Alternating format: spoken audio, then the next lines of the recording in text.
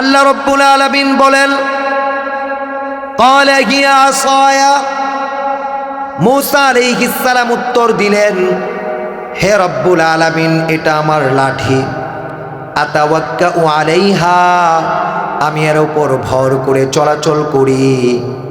ওয়া আহুশু বিহা আলা গনামি, ওগো রব, আমার ছাগপালের জন্য গাছ থেকে পাতা পল্লব ঝাড়ি, পাতা পল্লব নামায় ঘাস যা কাটা হয় তা ধুলো বালু দূষিত হওয়া থেকে ঝাড়ি।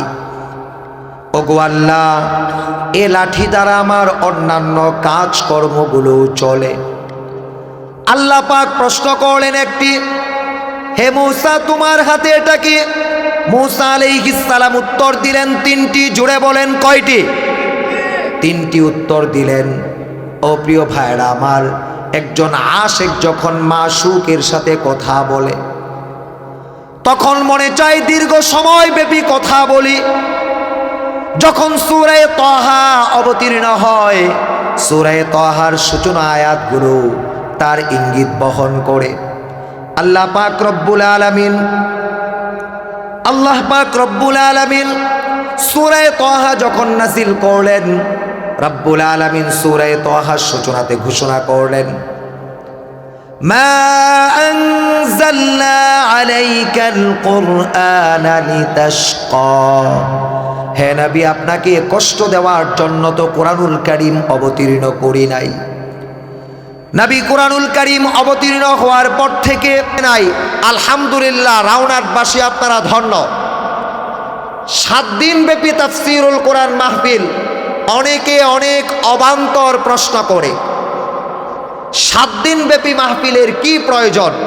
আলহামদুলিল্লাহ, আপনাদের এখানে প্রতিদিন যোগ্য বিজ্ঞ দক্ষ আলেমরা আলোচনা করে থাকেন। এত এত মানুষ গোটা বিশ্বের মধ্যে অনলাইনের মাধ্যমে আপনাদের এই রাউনাট গ্রাম পরিচিত এই মাহফিল করার কারণে মাওলানা আমানুল্লাহ সরকার হাফিজাহুল্লাহ সাহেবের নামের কারণে। জোরে বলেন ঠিক কিনা? ইতিপূর্বে আলহামদুলিল্লাহ আপনাদের এই ইউনিয়নে মাওলানা ফয়জুল্লাহ রহমাতুল্লাহি আলাইহি সহ অনেক পূর্বসূরি আলেমরা ছিলেন, যাদের জন্য আমরা সর্বদা দোয়া করি।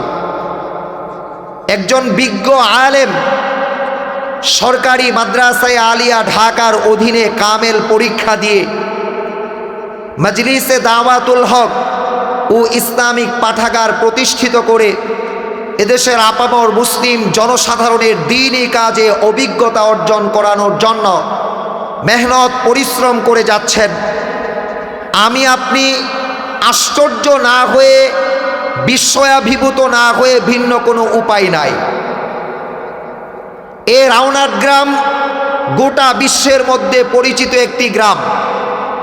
এই মাহফিলের মধ্যে আলহামদুলিল্লাহ বহুবার আমার দাদা পীর খলিফায়ে হাফিজি হুজুর রহমাতুল্লাহি আলাইহি, মাওলানা শিহাবুদ্দিন রহমাতুল্লাহি আলাইহি এই স্টেজে বসে কথা বলেছেন। আমাদের বরেণ্যদের মধ্যে আল্লামা ইমদাদুল হক আরাই হাজারি রহমাতুল্লাহি আলাইহি, আল্লামা আজহার আলী আনোয়ার শাহ রহমাতুল্লাহি আলাইহি, মুফতি নুরুল হক রহমাতুল্লাহি আলাইহি, গুলশান আজাদ মসজিদের প্রয়াত খতিব মাওলানা শামসুল হক রহমাতুল্লাহি আলাইহি, মাওলানা হাম্মাদ সাদি রহমাতুল্লাহি আলাইহি সহ মাওলানা মুফতি রুহুল আমিন শ্রীপুরী রহমাতুল্লাহি আলাইহি সহ অনেক বড় বড় বরেণ্য মানুষরা এই স্টেজে এই রাউনাট গ্রামে এসেছিলেন।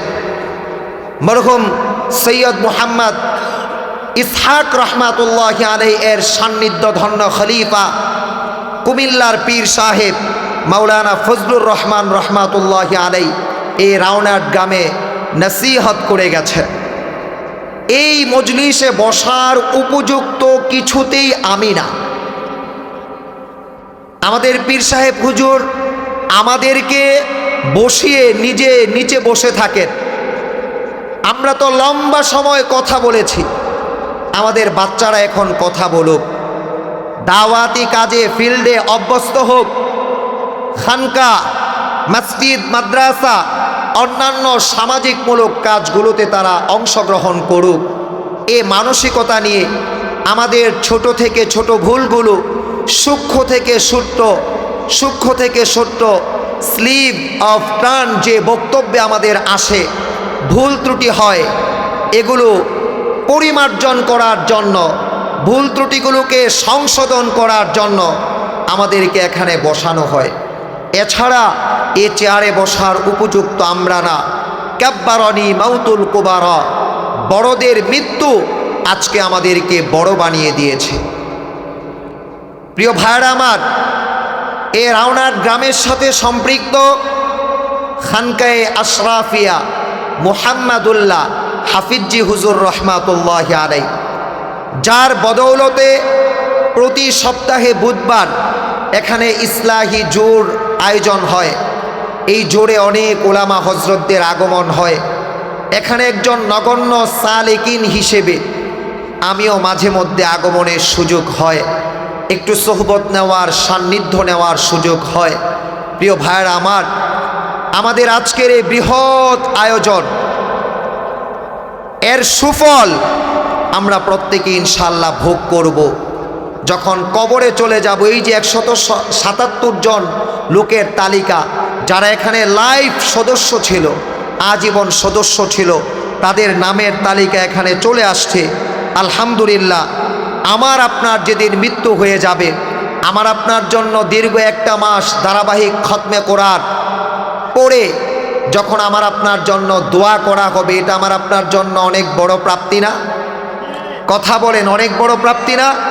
আলহামদুলিল্লাহ, অত্যন্ত সুন্দর দৃষ্টিনন্দন নান্দনিক পরিবেশে আজকের এই 7 দিন ব্যাপী 28তম ইসলামী মহাসম্মেলন ও তাফসিরুল কোরআন মাহফিলে আমরা যারা আজকের 28তম বছরে উপস্থিত আছি, আমরা জানি না আগত 29তম বছরে উপস্থিত থাকতে পারবো কি পারবো না, এটা আমরা জানি।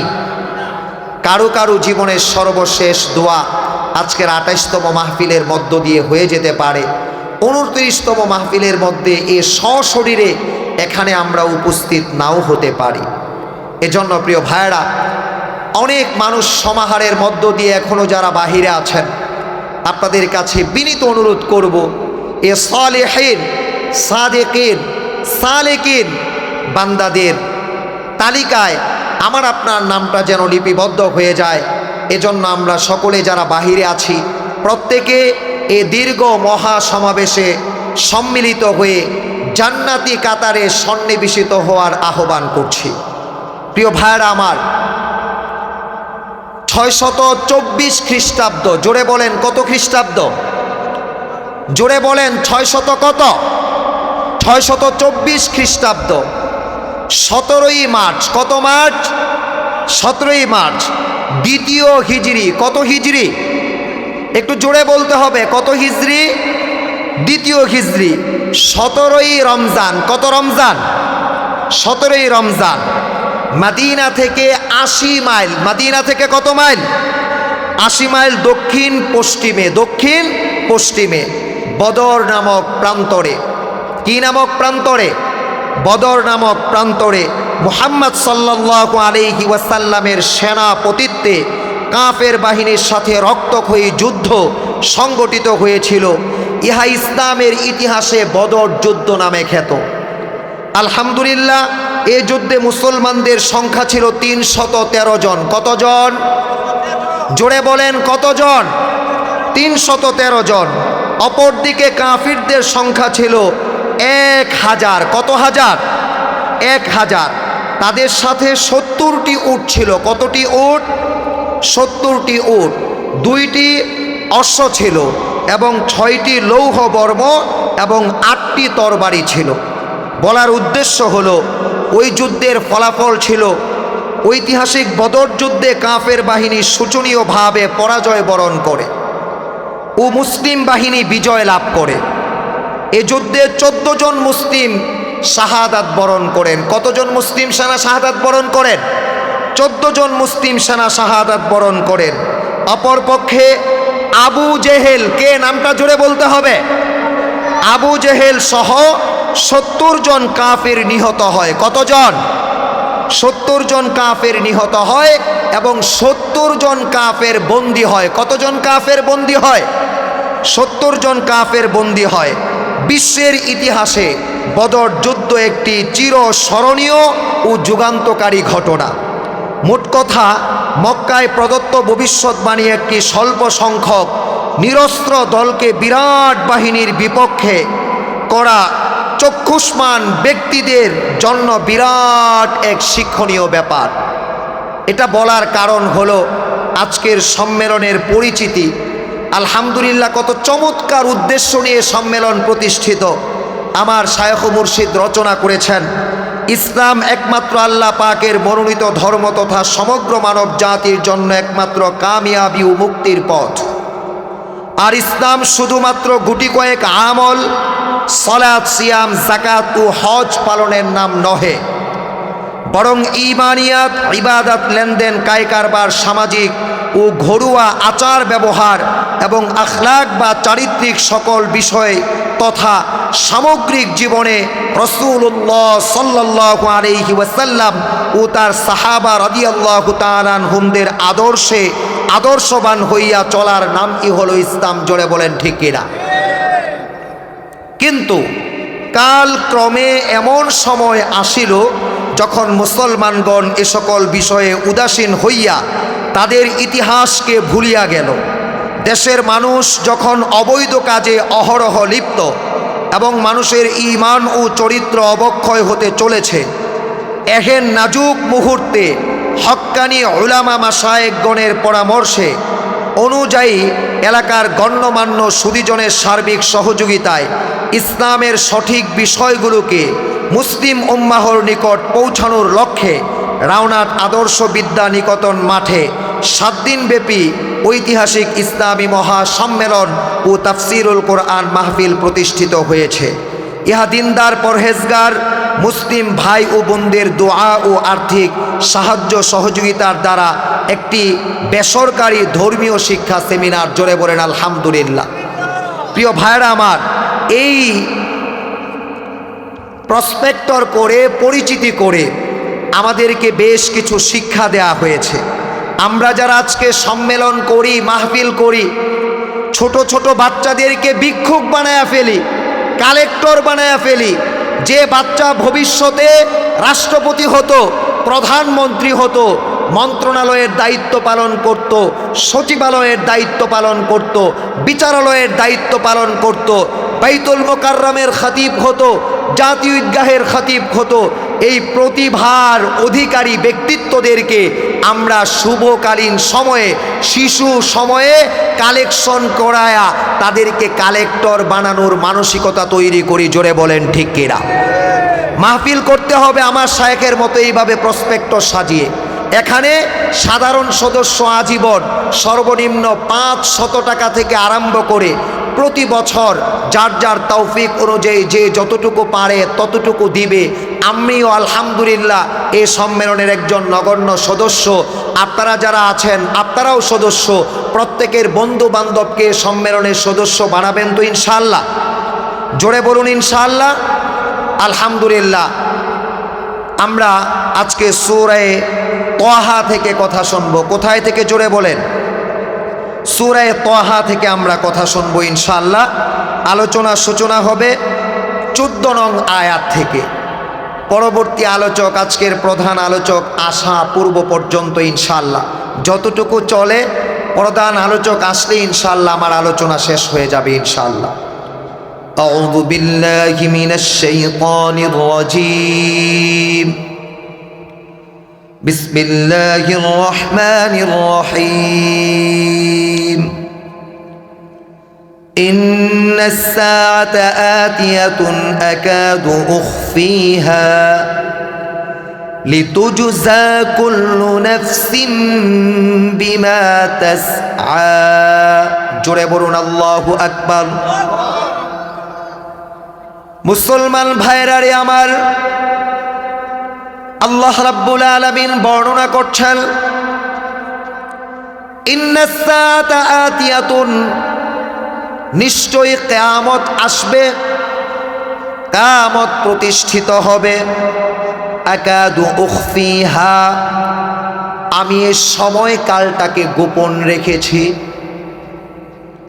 লিতুজজা, যেন প্রতিদান দিতে পারি, পুরস্কার দিতে পারি। কুল্লু নাফসিন, প্রত্যেকটা প্রাণীকে, প্রত্যেকটা নাফসকে, বিমা তাসআ, দুনিয়ার মধ্যে যার যা কর্ম ছিল, ভালো কর্ম মন্দ কর্ম, যে নেক আমল করেছে বদ আমল করেছে, নেক আমল বদ আমলের প্রতিদান দেওয়ার জন্য আমি কিয়ামতকে প্রতিষ্ঠিত করব। কিন্তু কিয়ামতের তারিখটাকে আমি গোপন রেখেছি।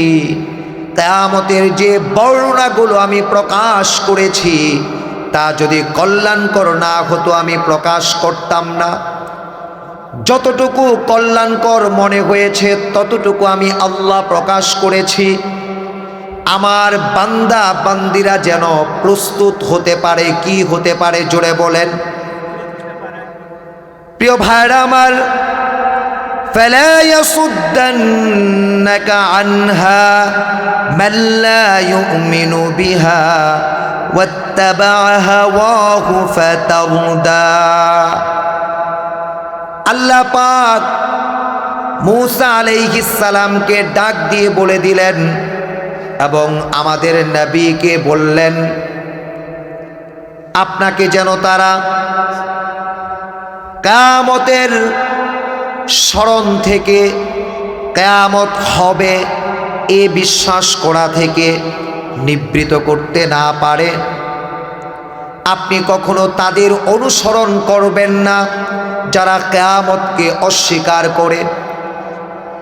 যারা কিয়ামতকে অস্বীকার করে তাদের কাছে পাপকে পাপ মনে হয় না। যারা কিয়ামতকে অস্বীকার করে তাদের কাছে গুনাহকে গুনাহ মনে হয় না।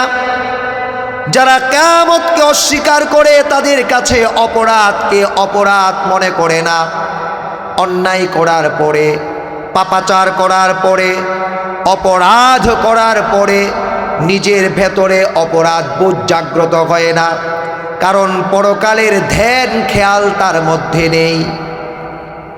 এজন্য রব্বে কারীম বলেছেন, হে নবী, আপনাকে যেন তারা নিবৃত করতে না পারে। কিয়ামতের বিশ্বাস সম্পর্কে আপনি তাদের সান্নিধ্যে যাবেন না, তাদের সাথে সময় পার করবেন না, তাদের সাথে উঠা বসা করবেন না, তাদেরকে বন্ধু বানাবেন না যারা কিয়ামতকে বিশ্বাস করে না।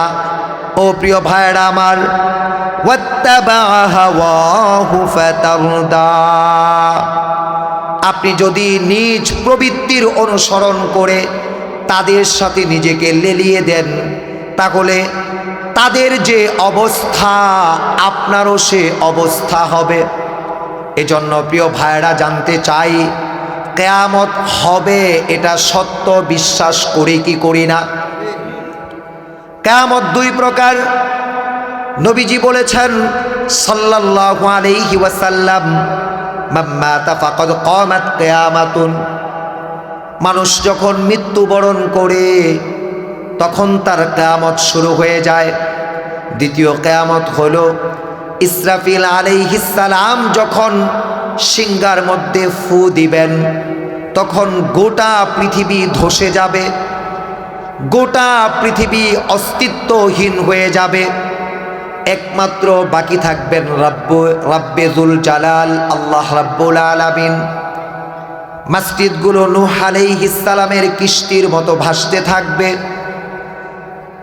তখনকার সময়, সংগঠিত হওয়ার সময় যারা ঈমানদার হবেন তারা মুক্তির অবস্থানে চলে যাবেন, আর যারা কাফের মুশরিক হয়ে যাবেন নগদে মৃত্যুতেই তারা জাহান্নামী হয়ে যাবেন। ও প্রিয় ভাইরা আমার, এই জন্য আমাকে আপনাকে মনে রাখতে হবে, কিয়ামত অবশ্যই আসবে। আমার মৃত্যুটাই হলো আমার কিয়ামতের সূচনা। মৃত্যুর জন্য কিছু সামানা অর্জন করতে হবে। এই তো এখানের লাইফ পার্টনার যারা 177 জন মানুষ না ফেরার জগতে চলে গেলেন, 177 জন মানুষ আজকের 28তম মাহফিলের মধ্যে নাই। প্রিয় ভাইরা আমার, এই সময়টা আমার আপনারও আসবে। ইতিপূর্বে আমরা বড় বড় বুজুর্গদের দ্বারা এখানে নসিহত শ্রবণ করেছি। আল্লামা আজহার আলী আনোয়ার শাহর মতো বুজুর্গ এখানে নসিহত করেছেন।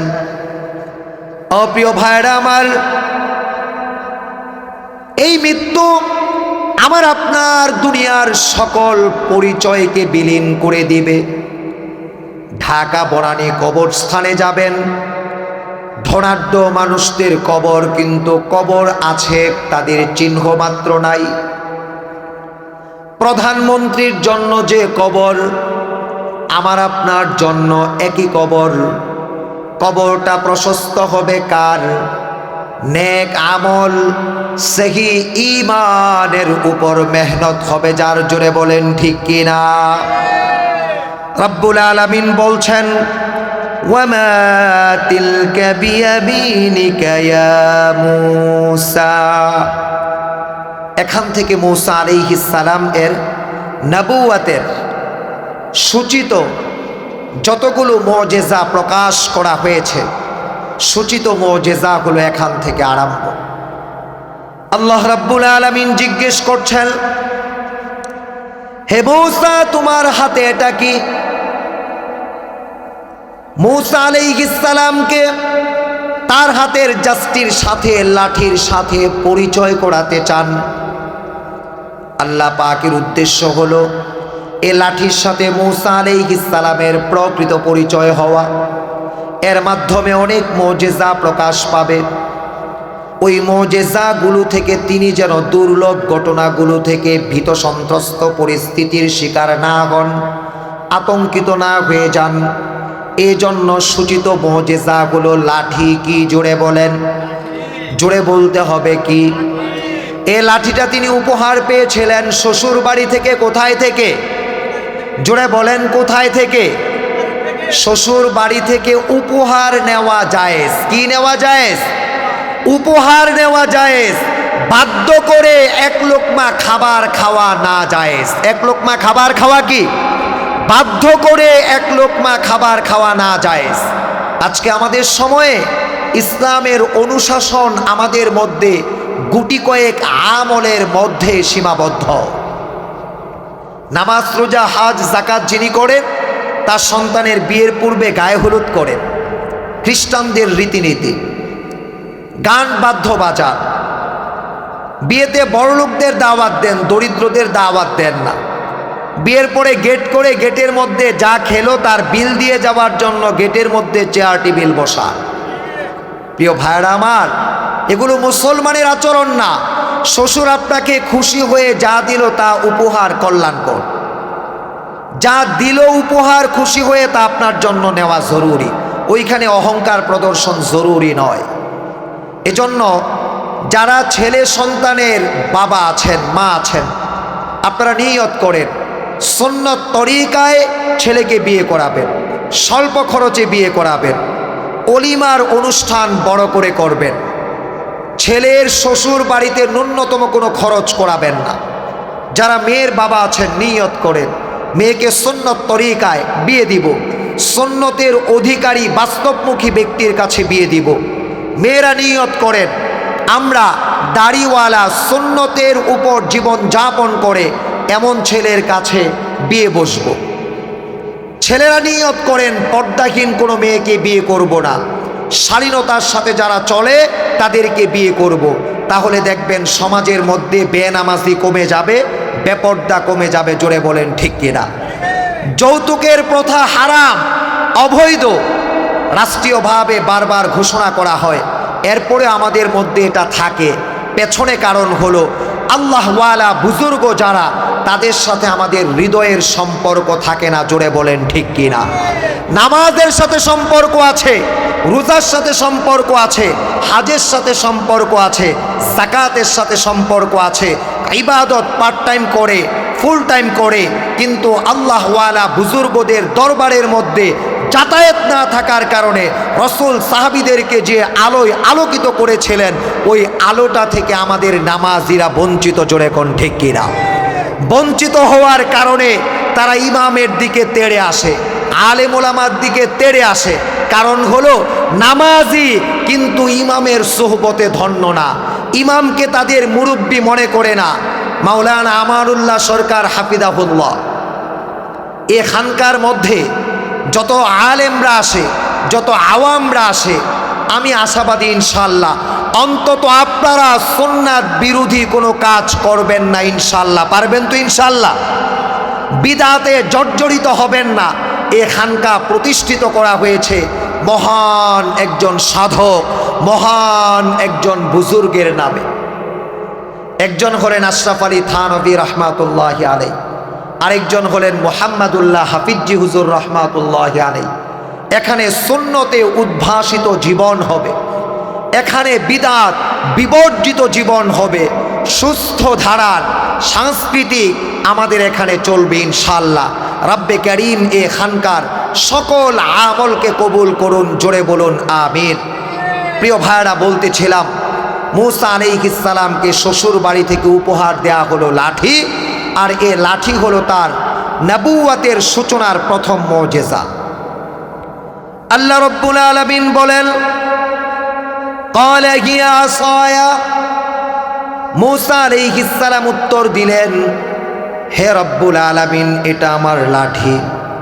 আতাওয়াক্কাউ আলাইহা, আমি এর উপর ভর করে চলাচল করি। ওয়া আহুশু বিহা আলা গনামি, ওগো রব, আমার শাকপালের জন্য গাছ থেকে পাতা পল্লব ঝাড়ি, পাতা পল্লব নামাই ঘাস যা কাটা হয় তা ধুলো বালু দূষিত হওয়া থেকে ঝাড়ি। ওগো আল্লাহ, এ লাঠি দ্বারা আমার অন্যান্য কাজকর্মগুলো চলে। আল্লাহ পাক প্রশ্ন করলেন একটি, হে মূসা, তোমার হাতে এটা কি?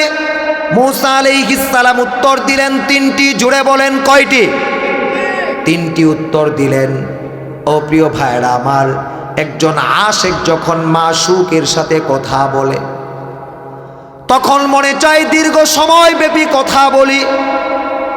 যখন সূরা তাহা অবতীর্ণ হয়, সূরা তাহার সূচনা আয়াতগুলো তার ইঙ্গিত বহন করে।